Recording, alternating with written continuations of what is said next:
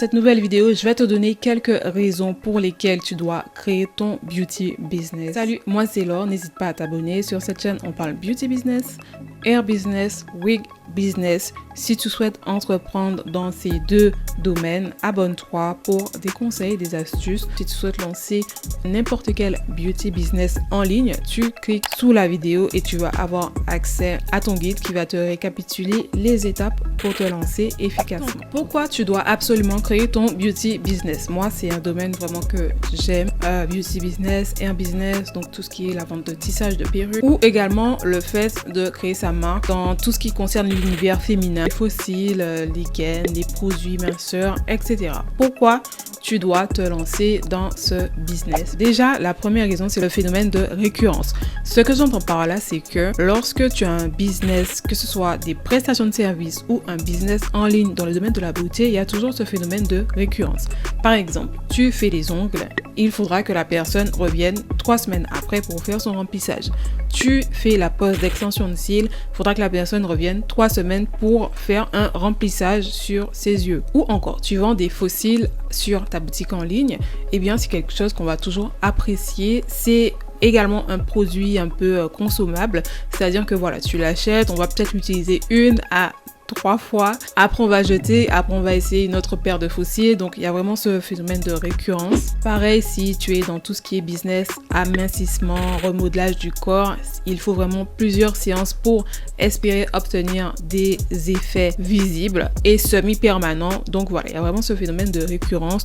Tu peux mettre en place un système d'abonnement, un système de points, de fidélisation, et au final, même souvent, tu n'as même plus besoin d'aller conquérir d'autres clients, puisqu'en fait, tu tournes avec la même clientèle, tu développes une intimité, une proximité avec cette même clientèle, et c'est eux qui font clairement ton chiffre d'affaires. Ensuite, la deuxième raison pour laquelle tu dois entamer ton beauty business, hair business, wig business, c'est qu'il y a un faible coût d'entrée. C'est-à-dire que, par exemple, si tu veux lancer ta marque de fossiles, les fossiles c'est quelque chose qui n'est pas cher à l'achat. Pareil pour les bijoux, c'est quelque chose qui n'est pas cher à l'achat, donc tu peux bien faire ton prix, te dégager une marge pour avoir un bon bénéfice sur tes produits.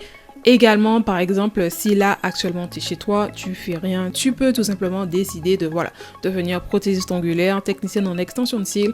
Ce sont des domaines qui ne nécessitent pas forcément d'avoir un BTS, d'avoir un bac plus 5, etc. pour exercer. Tu fais une formation minimum 500 € à même 2000 €.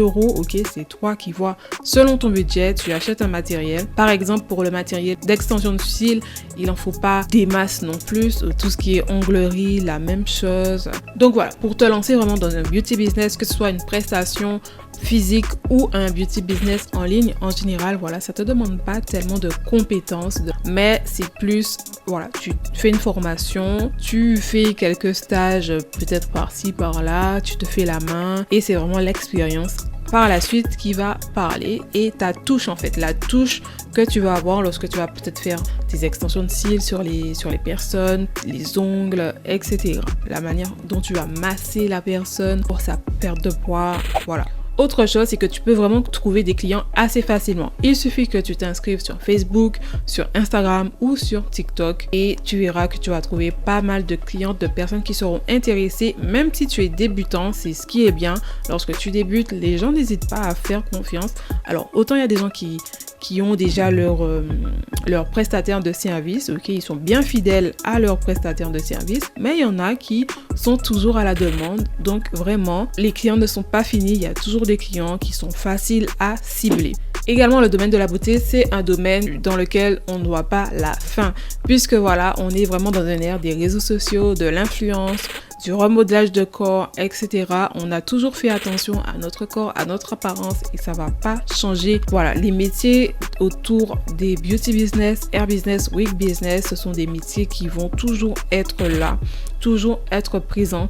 Par exemple, je me rappelle que quand j'étais jeune, je me coiffais énormément, beaucoup de braids, etc. C'est quelque chose qui est toujours là, le fait de se faire des nattes, le fait de se faire coiffer. Par exemple, pour les extensions de cils, on a des jeunes de 16 ans qui font leur extension de cils, on a des mères de famille, des personnes de même 60 ans qui font des extensions de cils ou encore qui font les ongles. Donc toutes les occasions sont bonnes également pour la fête des mères, les anniversaires, etc.